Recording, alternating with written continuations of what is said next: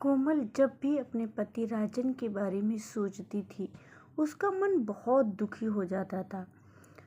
उसने तो सुना था कि पति अपनी पत्नी की इज्जत का रखवाला होता है, पर उसने तो पैसों के लिए उसकी इज्जत को ही दांव पे लगा दिया था। खुद तो बुराई के रास्ते पर चल ही पड़ा था, उससे भी इस रास्ते पर चलने को मजबूर कर दिया था।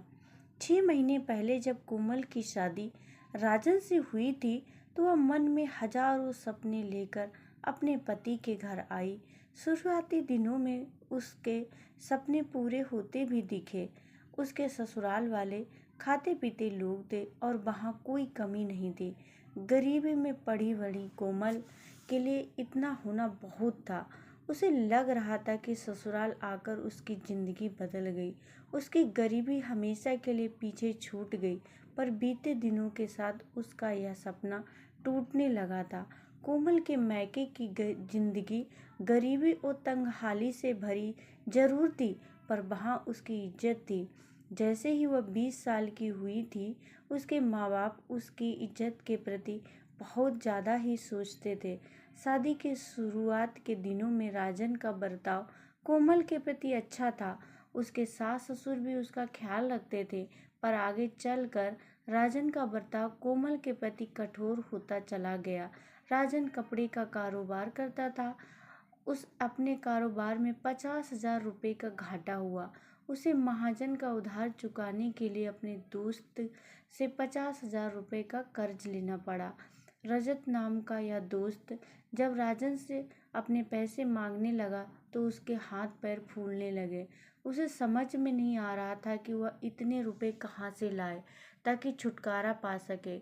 उसने इस बारे में गहराई से सोचा और तब उसे लगा कि उसकी पत्नी ही है उसे इस कर्ज से छुटकारा दिला सकती है। अपनी इस सोच के चलते राजन ने कोमल से बात की और कहा कि वह अपने माँ बाप से 50,000 रुपये मांग कर लाए। पर जहाँ 2 वक्त की रोटी का जुगाड़ ही मुश्किल से हो पाता हो, वहाँ इतने पैसों का इंतजाम कहाँ से हो पाता।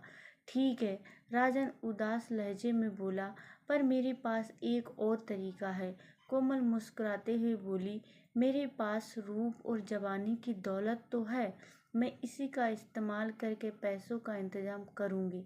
क्या बकवास कर रही हो तुम? राजन का तेज आवाज में बोला, बकवास नहीं बल्कि सच कह रही हूँ। नहीं, तुम ऐसा नहीं कर सकती। आखिर मैं तुम्हारा पति हूँ और कोई पति अपनी पत्नी की इज्जत का सौदा नहीं कर सकता, पर मैं कर सकती हूँ।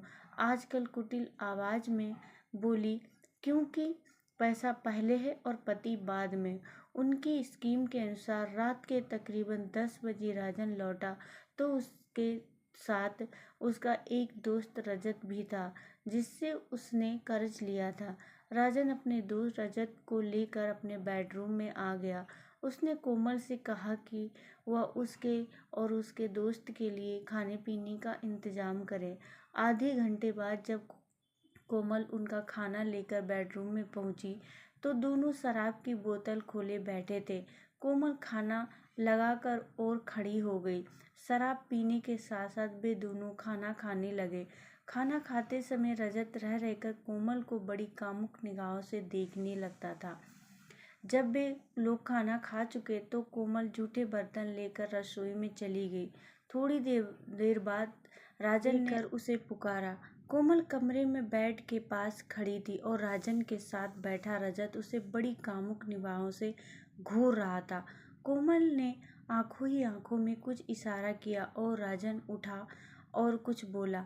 कोमल, तुम यहीं बैठो, मैं अभी आया। इतना कहने के बाद राजन तेजी से कमरे के बाहर निकल गया और बाहर से दरवाज़ा बंद कर दिया। पर वह कमरे से निकला था, घर से नहीं। राजन दरवाजे के पास अपने मोबाइल फ़ोन के साथ छिपकर बैठा था ताकि कोमल और रजत के प्यार के पलों की वीडियो फिल्म बना सके।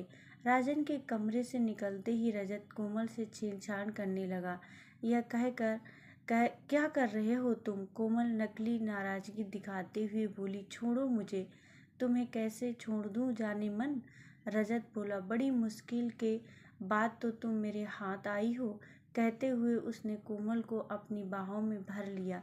रजत की इस हरकत से कोमल पल भर को बौखला उठी, फिर उसकी बाहों में मचलते हुए बोली, छोड़ो मुझे वरना मैं तुम्हारी शिकायत अपने पति से करूंगी।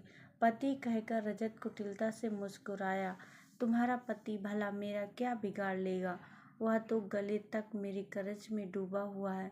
सच तो यह है कि वह खुद चाहता है कि मैं तुम्हारी जवानी से खेलूं ताकि उसे कर्ज चुकाने के लिए थोड़ी और मोहलत मिल जाए। नहीं राजन, ऐसा नहीं कर सकता। कोमल अपने पति पर भरोसा करते हुए बोली। तुम्हें यकीन नहीं आता? रजत उसका मजाक उड़ाते हुए बोला। तो खुद जाकर दरवाज़ा चेक कर लो। तुम्हारे पति ने बाहर से दरवाज़ा बंद कर दिया है। नहीं, कहकर कोमल दरवाजे की ओर भागी। बस शराब और वासना के नशे से जोश में आए एक मर्द से एक औरत कब तक बचती? रजत ने झपट कर उसे अपनी बाहों में उठाया और बिस्तर पर उछाल दिया।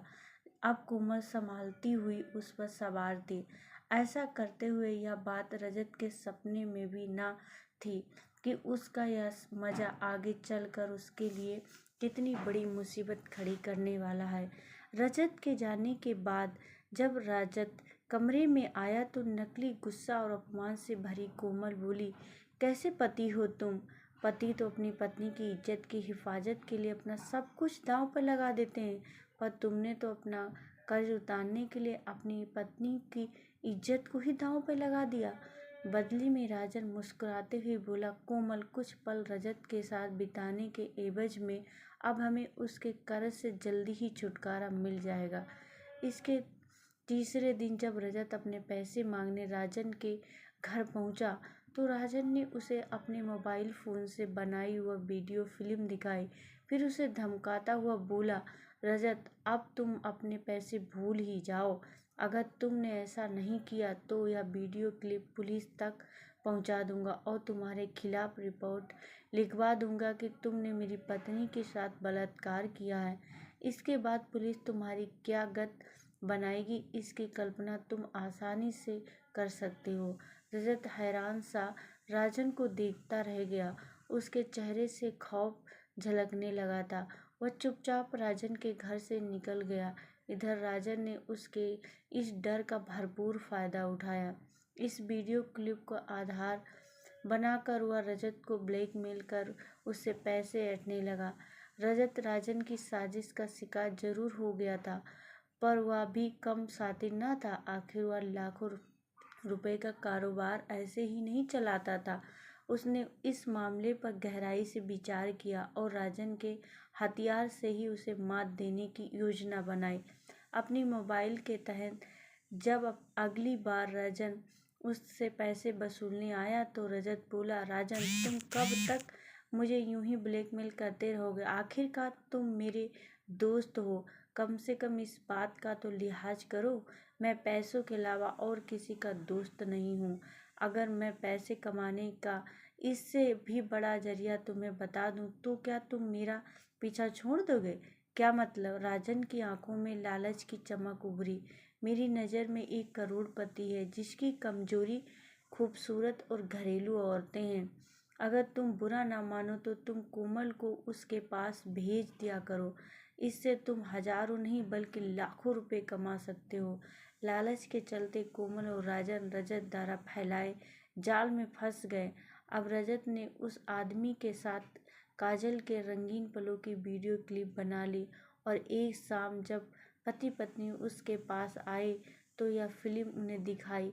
फिर रजत बोला, मैं जानता था कि तुम लोग अपनी हरकतों से बाज नहीं आओगे, सो मैंने यह वीडियो क्लिप बनाई है। अब अगर तुमने भूल कर भी मेरे घर का रुख किया तो इस वीडियो फिल्म के जरिए मैं यह साबित कर दूंगा कि पति पत्नी देह धंधा करते हैं और इसकी आड़ में लोगों को ब्लैकमेल करते हो। तुम इसमें उसकी मदद करते हो। तुम न सिर्फ उसके दलाल हो बल्कि एक ब्लैकमेलर भी हो। यह सुनकर पति पत्नी के मुंह से बोल न फूटे। वे हैरान हो गए, रजत को देखते रहे, फिर अपना छोटा सा मुंह लेकर उसके घर से निकल गए।